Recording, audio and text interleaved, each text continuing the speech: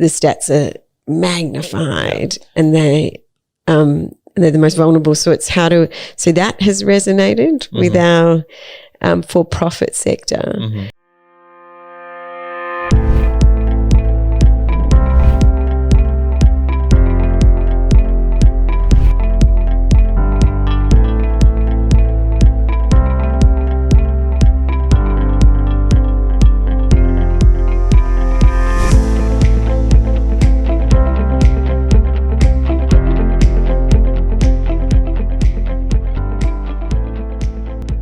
Talking about that changing lives and then changing vision and normalizing, how has the for-profit sector reacted to this? You have engaged large accounting organizations, a big four, but how is the overall for-profit sectors? You may call it mining, engineering, consulting. So how they have reacted, and what kind of engagement you are receiving?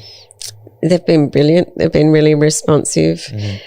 They see so much alignment to their ESG strategies and investment strategies, which this performs against. So we had a call to Special Olympics International, Mary Davis, who was the CEO of Ireland, but became the global CEO. And she said, you need to think about what it means to be Australian and to stand on a global stage, what makes you proud. And it really made us see that we have to be unified and have our own backyard, right?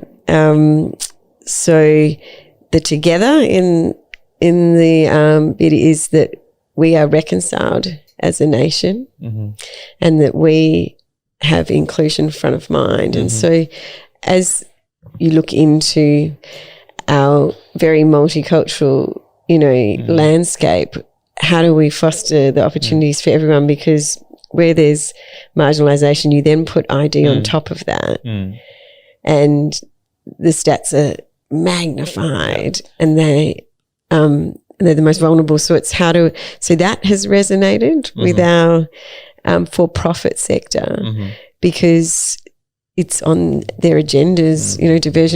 Diversity and inclusion is very, very high, but it's hard to operationalise. And the knowledge that sport is a way to get people engaged and it gets them, it's a version of education. You get to be exposed to mentors or teachers, and then you break into those pillars of better health, better education, better employment, better justice outcomes. So it's how do you get people to the table?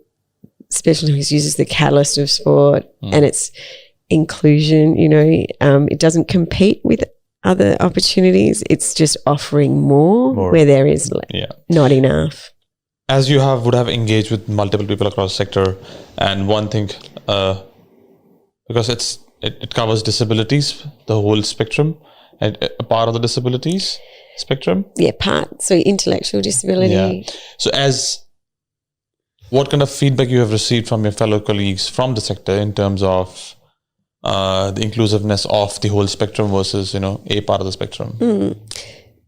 It's challenging. It's really challenging, and there's an immense amount of fatigue and frustration, I would say. And so this is inspiring and gives hope because it is a catalyst that brings a lens to it that, it's kind of got a shiny element to it because it is big. So ESPN are the global media partner. Had in Abu Dhabi in 2019, it had 69 billion media impressions, reached 760 million households through television rights. So people can see that their investment and the opportunity it creates will have, they can translate that to an impact. And so there's a wonderful, pathway to come together around it and make it more, but it does resonate, but it's hard. I would say it's hard.